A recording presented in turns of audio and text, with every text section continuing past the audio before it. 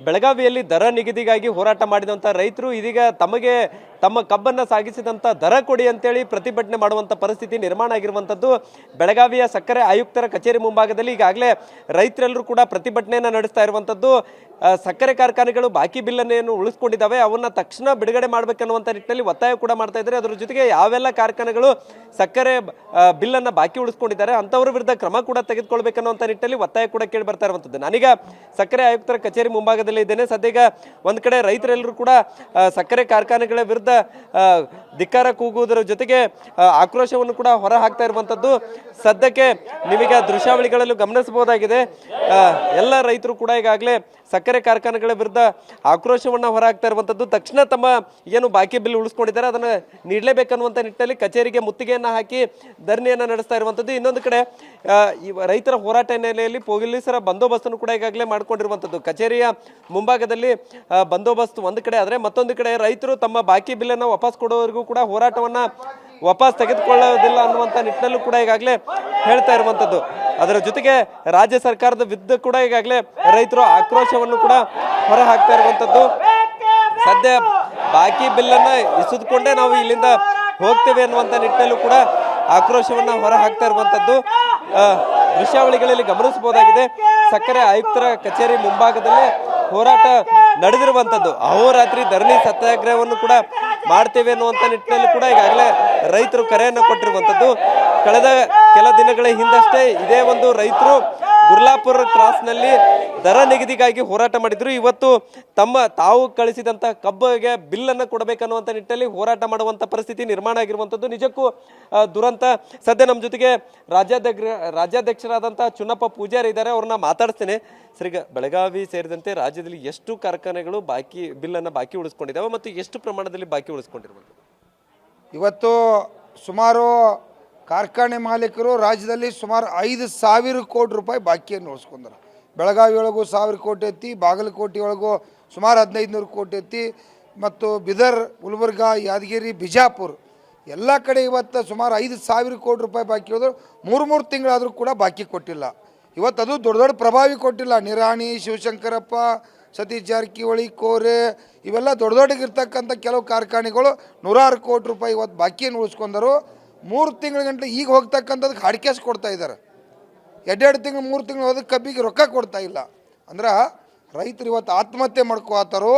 ರಾಜ್ಯದ ಮುಖ್ಯಮಂತ್ರಿಯವರ ಏನು ನಿದ್ದೆ ಮಾಡತ್ತಾರಣ, ಶುಗರ್ ಮಂತ್ರಿ ಏನು ನಿದ್ದೆ ಮಾಡತ್ತಾರಣ, 14 ದಿವಸನಾಗ ಕೊಡಬೇಕನ್ನೋ ಕಾನೂನು ಐತಿ. ಕೊಡದೆ ಹೋದ್ರೆ ಅವ್ರನ್ನ ಅದನ್ನು ವಸೂಲಿ ಮಾಡಿಕೊಡ್ಬೇಕು ಅನ್ನೋದು ಕೂಡ ಅವರಲ್ಲಿ ಆ್ಯಕ್ಟ್ ಐತಿ. 15% ಇಂಟ್ರೆಸ್ಟ್ ಆಗಿ ಕೊಡಬೇಕು ಅನ್ನೋ ಕಾನೂನು. ಇಲ್ಲಿವರೆಗೆ ಸರ್ಕಾರ ನಿರಂತರವಾಗಿ ಮೋಸ ಮಾಡತ್ತೈತಿ. ಆ ಕಾರಣಕ್ಕಾಗಿ ರೈತರು ನಾವು ಸಾಯೋದು ಬೇಡ, ನಮ್ಮ ಬಾಕಿ ವಸೂಲಿ ಮಾಡ್ಕೋಬೇಕು, ನಾವು ಪ್ರತಿಭಟನೆ ಮಾಡಬೇಕು. ಬೆಳಗಾವಿ ಶುಗರ್ ಕಮಿಷನರ್ ಆಫೀಸ್ ಮುಂದೆ ನಾವು ತಕ್ಷಣ ಬಂದು ಪ್ರತಿಭಟನೆ ಮಾಡತ್ತು. ಇವತ್ತು ರಾಜ್ಯದ ಮುಖ್ಯಮಂತ್ರಿಯವರು, ಶುಗರ್ ಮಂತ್ರಿಯವರು ಏನು 224 ಮಂದಿ ರೈತ ವಿರೋಧಿ ಶಾಸಕರಿದ್ದೀರಿ. ಇಲ್ಲಿವರೆಗೆ ಒಬ್ಬ ಕೂಡ ಶಾಸಕ 5,000 ಕೋಟಿ ರೂಪಾಯಿ ಬಾಕಿ ಉಳಿದತ್ತಿ. 20 ಲಕ್ಷ ಮಂದಿ ರೈತ ದೇವರುಗಳು ಇವತ್ತು ಬೀದಿಗೆ ಬರ್ತಾ ಇದ್ದಾರೆ. ಅವರು ಬಾಕಿ ಕೊಡಿಸ್ಬೇಕನ್ನುವಂಥ ಯೋಗ್ಯತೆ ಕೂಡ ಚಿಂತನೆ ಇಲ್ಲ. ಇವತ್ತು ರಾಜ್ಯದ ಮುಖ್ಯಮಂತ್ರಿಯವರು ಏನು 5,000 ಕೋಟಿ ಬಾಕಿ ಐತಿ ತಕ್ಷಣ ಕೊಡಿಸಲೇಬೇಕಂತೇಳಿ ಇವತ್ತು ರಾಜ್ಯದ ಮುಖ್ಯಮಂತ್ರಿಗೆ ಒತ್ತಾಯ ಮಾಡ್ತಾರೆ. ಈಗ ಸತೀಶ್ ಜಾರಕಿಹೊಳಿ ಅವ್ರನ್ನ ಇವತ್ತು ಪ್ರಶ್ನೆ ಮಾಡಿದಂಥ ಸಂದರ್ಭದಲ್ಲಿ ಏನು ಹೇಳ್ತಾ ಇದ್ದಾರೆ, ಸಕ್ಕರೆ ಕಾರ್ಖಾನೆ ಮಾಲೀಕರು ಕೂಡ ಸಂಕಷ್ಟದಲ್ಲಿದ್ದಾರೆ, ಕೊಡೋಕ್ಕೆ ಸ್ವಲ್ಪ ಸಮಯ ತೆಗೆದುಕೊಳ್ತಾರೆ ಅನ್ನುವಂಥ ಮಾತನ್ನು ಹೇಳ್ತಾರೆ. ಇವತ್ತು ಅವ್ರ ಸಂಕಷ್ಟ ಆಯ್ತು. ಅವ್ರ ಸಂಕಷ್ಟ ಸಕ್ಕರೆ ಆಗೈತಿ, ಅವ್ರಿಗೆ ಸಾಲ ಕೊಡ್ತಾರೋ. ನಾವು ಕಬ್ಬು ಬೆಳೆದು 15 ತಿಂಗಳ 14 ತಿಂಗಳ 12 ತಿಂಗಳ ಕಬ್ಬು ನಾವು ಬಂಡವಾಳ ವೈಯಕ್ತಿಕ ಹಾಕಿದ್ವು. ಕಾರ್ಖಾನೆ ಮಾಲೀಕರು ಏನು ಮಾಡ್ಲಿ ಹಂಗಾರ 1 ಎಕರೆಗೆ 5 ಲಕ್ಷ ರೂಪಾಯಿ ಅವ್ರು ಅಡ್ವಾನ್ಸ್ ಆಗಿ ಕೊಟ್ಬಿಡಿ. ಅಡ್ವಾನ್ಸ್ ಕೊಟ್ರಪ್ಪ ಅಂದ್ರೆ ಅವ್ರು ನಮಗೆ ಬಿಲ್ಲ ಕೊಡೋದು ಬೇಡ, ಅದ್ರೊಳಗೆ ಮುರ್ಕೋತ ಹೋಗಲಿ. ಯಾಕಂದ್ರೆ ಬಂಡವಾಳ ನಾವು ಹಾಕಿದ್ದು ನಮಗೆ ನೋವು ಐತಿ. ನಾವು 15 ತಿಂಗಳು ಪಡಿಬೇಕು. 12 ತಿಂಗಳು ಹೋಗಿ ಈಗಾಗಲೇ ಇದಕ್ಕೆ 3 ತಿಂಗಳು ಆಯ್ತು, 15 ತಿಂಗಳು ಆಯ್ತಂದ್ರೆ ನಾವು ಸತೀಶ್ ಜಾರಕಿಹೊಳಿ ಸಾಹೇಬ್ರಿಗೆ ಏನು ಹೇಳತ್ತೀವಿ, ತಾವೆಲ್ಲ ಇದು ಒಂದೇ ಬಿಸ್ನೆಸ್ ಇಲ್ಲ, ಇಂಥ ಸಾವಿರಾರು ಬಿಸ್ನೆಸ್ಗಳು ತಮ್ಮ ಕಡೆ ಇರ್ತಾವೆ. ಈ ರೈತರ ಕಷ್ಟದಾಗದಾರು, ಬೀದಿ ಒಳಗದಾರು, ತಕ್ಷಣ ಏನು ಬಿಲ್ ಹಾಕಬೇಕಾಗೈತಿ ತಕ್ಷಣ ಹಾಕುವಂಥ ಕೆಲಸ ಮಾಡಿರಿ. ಇದು ತಾವೆಲ್ಲ ಏನಾರ ಒಂದು ಹೇಳಿ ಈ ಚಾಚ್ಕೋ ಅಂಥ ಕೆಲಸ ಇಲ್ಲ. ಈ ಕಾರ್ಖಾನೆ ಮಾಲೀಕರು ಏನಿದ್ರಿ ತಕ್ಷಣ ಬಿಲ್ ಹಾಕಬೇಕು. ರಾಜ್ಯದ ಮುಖ್ಯಮಂತ್ರಿಯವರು ಕಾನೂನು ಪ್ರಕಾರ 14 ದಿವಸನಾಗ ಯಾರು ಕೊಟ್ಟಿಲ್ಲ ಅಂಥ ಕಾರ್ಖಾನೆಯವ್ರ ಮೇಲೆ ಕ್ರಿಮಿನಲ್ ಕೇಸ್ ಹಾಕಿ ಅವ್ರನ್ನ ಜೈಲಿಗೆ ಹಾಕ್ತಕ್ಕಂಥ ಕೆಲಸ ಮಾಡ್ಬೇಕಂತ ಎಚ್ಚರಿಕೆ ಕೊಡ್ತಾರೆ.